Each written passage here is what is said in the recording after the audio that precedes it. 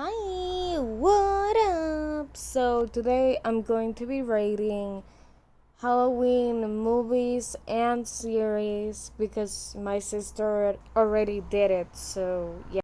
So the first movie I'm going to be talking about is Friday 13th, the remake. Even though I wasn't left paranoid, I loved how every action left you shivering. 9 out of 10. Next is Friday 13th, Final Friday. Even though this was my introduction to the Friday 13th franchise, I have to say it isn't good. The plot of the movie is we must kill Jason. They do that, but he possesses people and later on gets killed by a magical knife. 4 out of 10. Next, I'm going to be talking about Carrie from 1976. The movie doesn't really scare you, but it gives you a really great written movie. It has scenes that make you want to kill some characters and scenes that make you depressed. It's a roller coaster of emotions. So I like it, 7 out of 10.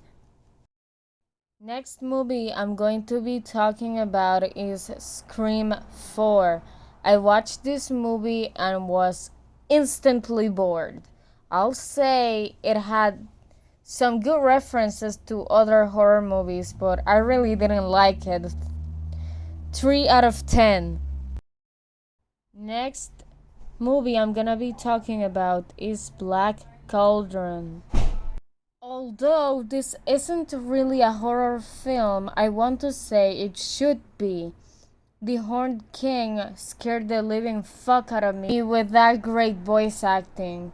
The characters are likable and the plot is interesting. I recommend you don't show this to kids.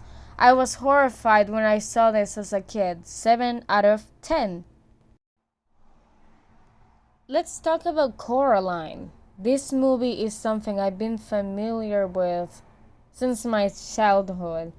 That being said, I don't think it's the best movie because of how depressing they portray life.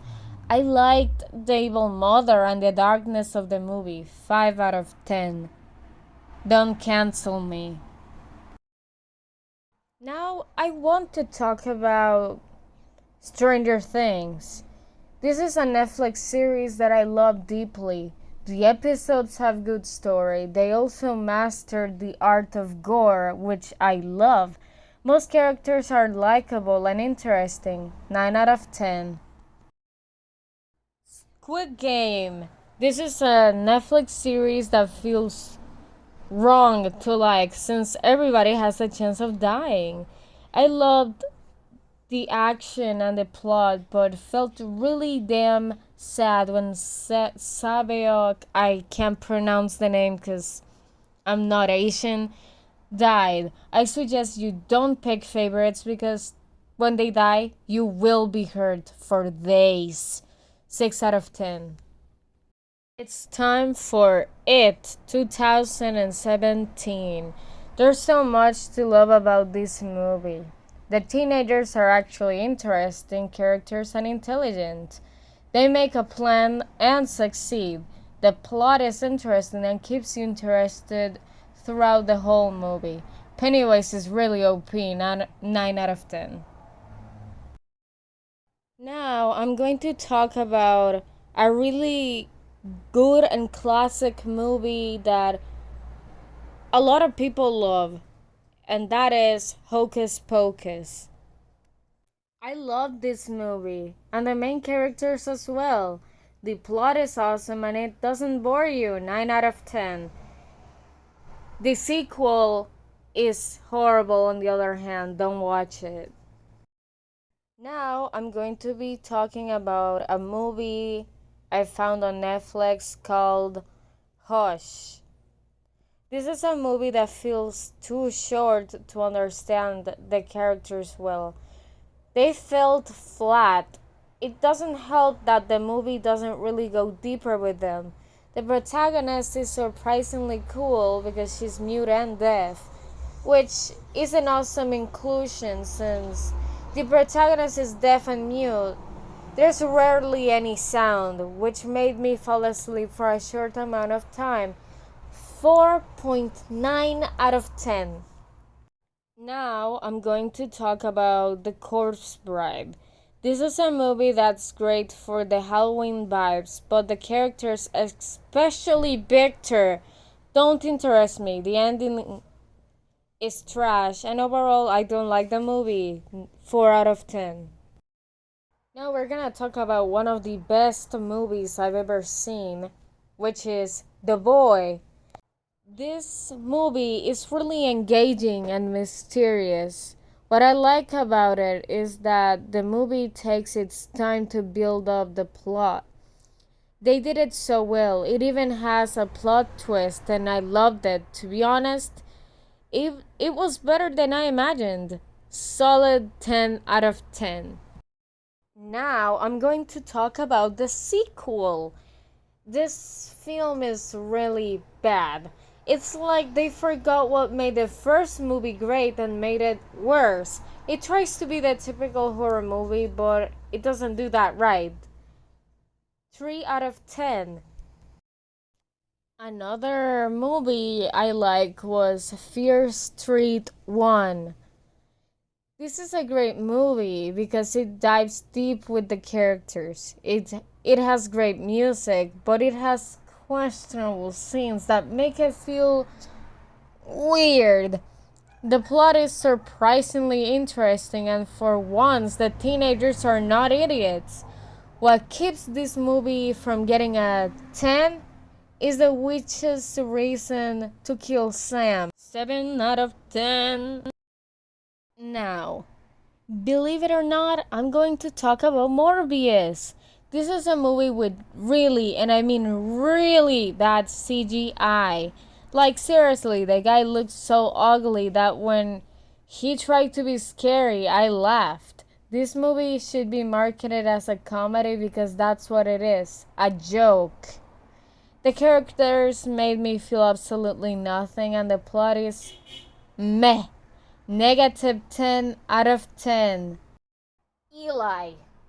This is a movie that goes straight to the point. No alternative plots, no nothing. It's so good because the protagonist is well written. The protagonist does well in figuring what is wrong, and although it didn't scare me, I like it. 9.5 out of 10. Let's talk about hashtag Alive. This is a movie that has great plot, although it's seen on a lot of series like Walking Dead. The main characters are likable because they show you how it feels to survive a zombie attack. It's very gory and it has times where the movie gives you an uneasy feeling. 10 out of 10. It's time for The Babysitter. This is an interesting movie because it doesn't go the usual route horror movies go. A normal horror movie will give you teenagers, a killer, and then surviving. This movie, however, has multiple killers and one victim. The protagonist is interesting, and so is B. The plot is interesting, although some details aren't explained enough. It has eye-catching deaths, so I'd recommend it. 8 out of 10. The sequel, however, started great, telling us what happened to the protagonist after the first movie. But then it starts to get infuriating when the protagonist's girlfriend becomes evil. I hate that the film replaced B with this average teenage girl. The film tries to give the killers a backstory, but not even that is done right. The movie tries too hard to be like an 80s movie with modern jokes, which doesn't work at all. Literally, all this movie does is replay the original but with slightly worse CGI and Gen Z jokes. I don't recommend it at all. 0 out of 10. Now I want to talk about House of Mouse villains. I really like the House of Mouse movies because they show you some of the animated shorts they did back in the day. It also builds a great plot outside of these shorts. It has one of the best villain songs to ever exist, and it's hilarious. 9 out of 10. Hotel Transylvania. Most of the movies are good. They have a great plot, characters, humor, and graphics. The CGI changes in the movies, but it looks good either way, so I don't really care about that.